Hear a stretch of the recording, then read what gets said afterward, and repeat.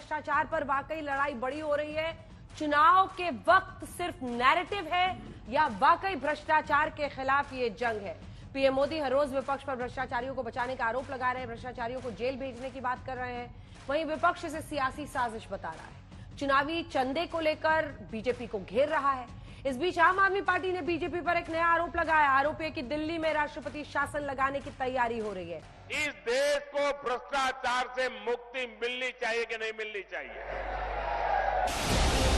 भ्रष्टाचार को लेकर प्रधानमंत्री मोदी लगातार विपक्ष पर हमला कर रहे हैं, जांच एजेंसियों की कार्रवाई को सही ठहरा रहे हैं और भ्रष्टाचार पर एक्शन के विरोध में हो रही सियासत को लेकर सवाल उठा रहे हैं। मोदी पर उनका गुस्सा 7वें आसमान पर है और इसलिए कुछ भी बोलते जा रहे हैं।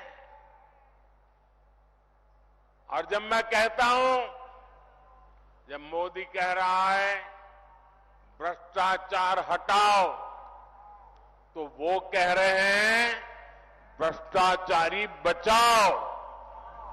जब कांग्रेस की सरकार थी तो गरीब का, नौजवान का पैसा बिचौलिए खा जाते थे।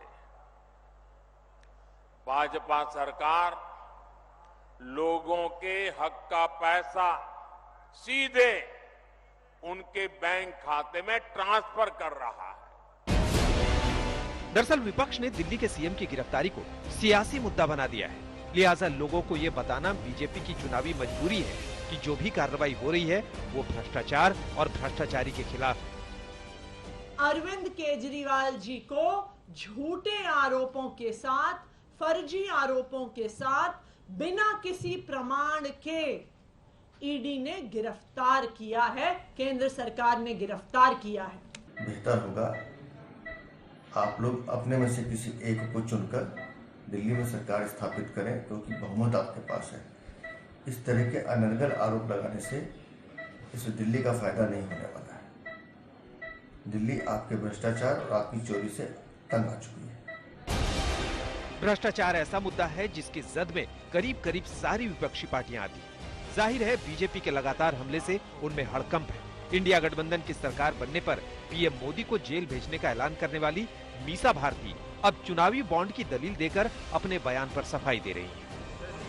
प्रधानमंत्री जी के ऊपर मैंने ये कहा था, जो सुप्रीम कोर्ट ने जो टिप्पणी किया है इलेक्टोरल बॉन्ड के ऊपर, मैंने उस पे कहा था कि अगर हम लोग आते हैं तो इसकी जांच कराएंगे और जो लोग इसमें दोषी होंगे उनको सजा दी जाएगी।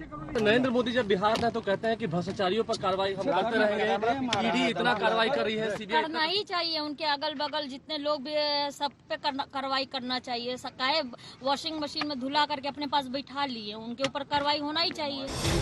लेफ्ट भी चुनावी चंदे को लेकर बीजेपी पर हमला कर रहा है। These are very serious matters because how can loss-making companies buy electoral bonds worth thousands of crores and donate to the BJP? चुनाव के वक्त शायद विपक्ष को भी इस बात का एहसास हो चला है कि भ्रष्टाचार वाला बीजेपी का हथियार उन्हें सियासी तौर पर लहूलुहान कर सकता है। दिल्ली सहित पूरे देश में सबसे बड़ी अगर भ्रष्टाचारी कोई पार्टी है तो इलेक्टोरल बॉन्ड ने शो कर दिया है कि वो भारतीय जनता पार्टी है। भारतीय जनता पार्टी पहले रेड डलवाती है ईडी से, आईटी से, सीबीआई से और उसके बाद वहां से चंदा लेती है। ये मोदी जी की ईमानदारी है। कोई भ्रष्टाचारी, कमीशन खोर, कट्टर बेईमान बचने नहीं वाला है। और ये जो भ्रष्टाचारी हैं